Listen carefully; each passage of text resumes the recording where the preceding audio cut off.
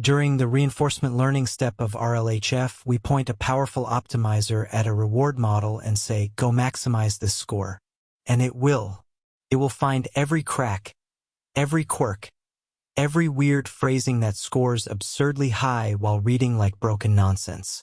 Left unchecked, the model wanders away from real language entirely, gaming the reward into gibberish that a human would hate. So what stops it?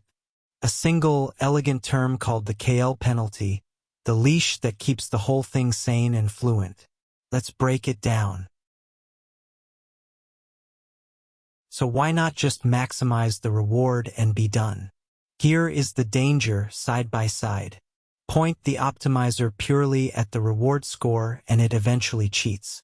The reward model is only an imperfect proxy for human taste, so a strong optimizer exploits its blind spots, producing repetitive, degenerate text that scores brilliantly and reads terribly.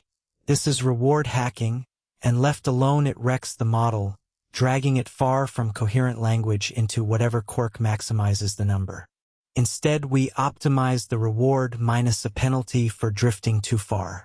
The model is still rewarded for higher scores, but punished the moment it strays from sensible language. So it improves on human preferences while staying anchored to the fluent, coherent behavior it already had.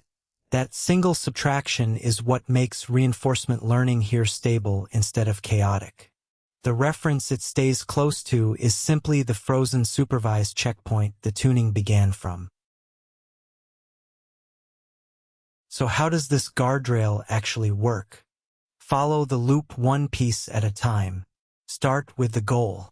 During reinforcement learning, the policy is nudged to produce responses the reward model scores highly. On its own, that pressure is exactly what tempts the model toward exploiting the reward and chasing high scores at any cost. Now measure the drift. At each step we compute the KL divergence, a precise measure of how far the tune model's output distribution has moved from the frozen reference, its supervised starting point. The bigger that gap, the more the model has strayed from its original self. Because that reference is held fixed, it is a reliable ruler to measure against. Here is the key move. We subtract that drift from the reward. So the model earns the reward score, but pays a tax that grows the further it wanders from its original sensible self. Score high all you like, as long as you stay close to home. The result is a balanced objective. The model improves on human preferences yet stays tethered to fluent language, unable to run off and exploit the proxy without paying for it. That balance is the whole trick, and it directly limits how badly the reward can be over-optimized. Strip it down and 3 ideas make the penalty essential. It penalizes drifting from the frozen reference model. The KL term measures the gap between the tune policy and its untouched starting point, and charges the model for every step it takes away from that anchor. It stops reward hacking and keeps output fluent. By capping how far the policy can move, it directly limits over-optimization, so the model improves on preferences without collapsing into the degenerate, repetitive text that games the proxy. A coefficient, usually called beta, tunes how tight the leash is. Too weak and the model reward hacks and degrades. Too strong and it barely changes at all because it is not allowed to move, so getting beta right is a real tuning decision. In practice, teams sweep a few values and watch both reward and sample quality. Alright, let's lock in what matters.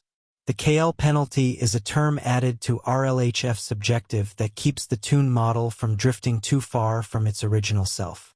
It works by measuring the KL divergence from a frozen reference model and subtracting that drift from the reward the optimizer chases. That guardrail is what keeps RLHF stable and fluent, directly limiting the reward hacking that an unconstrained optimizer would inevitably fall into. The same anchoring shows up implicitly in DPO, where a reference model plays the role, and tuning its beta coefficient balances, improving against staying sane. Curious how these alignment pieces fit together? We unpack exactly that over at standarity.com. Come take a look.